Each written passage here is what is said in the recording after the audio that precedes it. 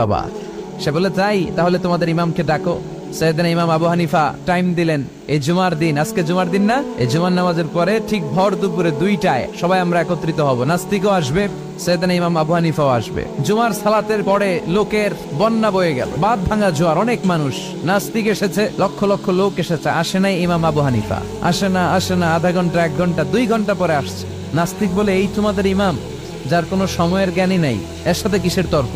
সাইয়েদনা ইমাম আবু হানিফা বলে, ইনদি উযর, আমার ওজর আছে। কি ওজর? সাইয়েদনা ইমাম আবু হানিফা বলেন, আমি ঘর থেকে বের হয়ে আসার পথে একটা নদী পার হয়ে আসতে হয়। আজকে এসে দেখি নদীর মধ্যে কোনো মানুষ টানুষ নাই, নৌকা নাই, মাঝি নাই, কিচ্ছু নাই। তো হঠাৎ দেখলাম পাশে বিশাল বড় একটা গাছ, এই গাছটা এমনি এমনি 2 ভাগ হয়ে গেল। হঠাৎ গাছ থেকে এমনি এমনি লম্বা তক্তা হয়ে গেল, এমনি এমনি তক্তাগুলো জোড়া লেগে নৌকা হয়ে গেল। আর নৌকা আমার সামনে আসলো, মাঝি ছাড়া, লগি বৈঠা ছাড়া। আমি নৌকায় যেয়ে বসলাম, নৌকাটা আমার নিয়ে টান দিয়ে সাঁ করে ওপারে নিয়ে গেল। তো